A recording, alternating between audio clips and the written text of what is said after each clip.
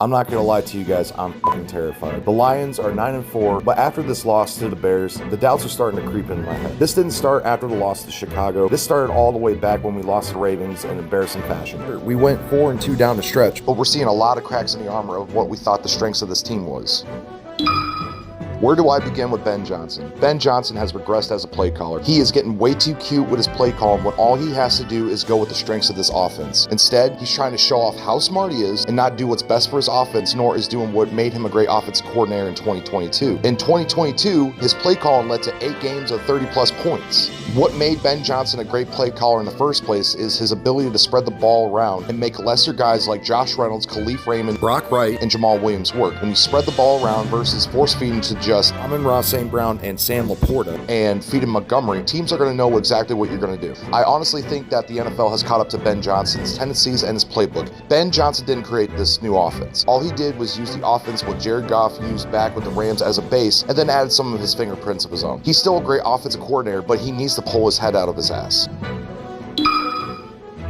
I can't believe I'm saying this, but our offensive line is playing like shit. Who would have thought anyone would be saying this about our O-line? I know there has been injuries, but what the hell happened to Taylor Decker, Jonah Jackson, and at times Penei Sewell? Decker has looked like a liability as of late, and he has never played this bad. You can't have your left tackle playing like this and expect your offense to play well. Jonah has been dealing with injuries, but where has his consistent play been at? He gets bullied a lot. A lot of our guys seem to get bullied on those third down passing situations where you expect those guys to play at a top 3 level. Frank is still battling injuries of his own, and with him out of the lineup, it just seems like we fall apart without him in there. The backups are the backups, no doubt, but the guard play has been terrible when we needed to hold up for Goff to have a pocket to throw it.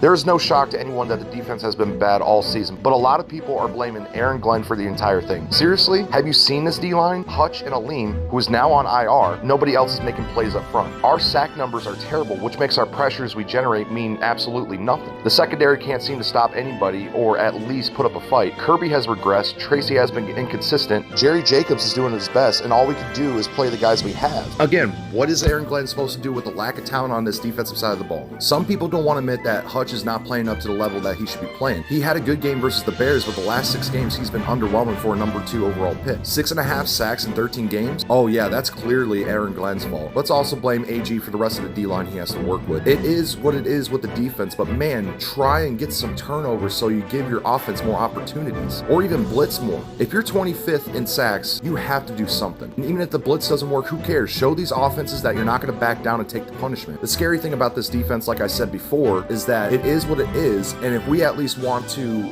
win a playoff game at the very least, we have to do something.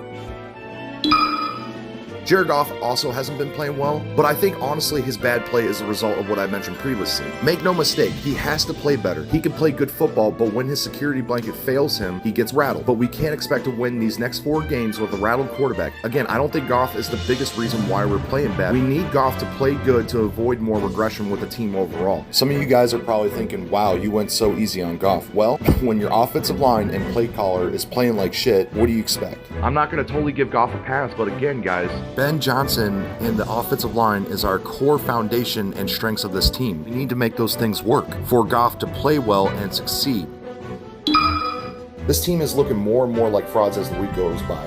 It's getting to a point where I think we could lose our home playoff game. I'm really hoping the leaders of this team do something to fix this, or else this is going to get worse. I really hope Dan Campbell is cussing out everybody in that building, and I hope he does anything, and I truly mean anything, to fix this and get a spark back for our team.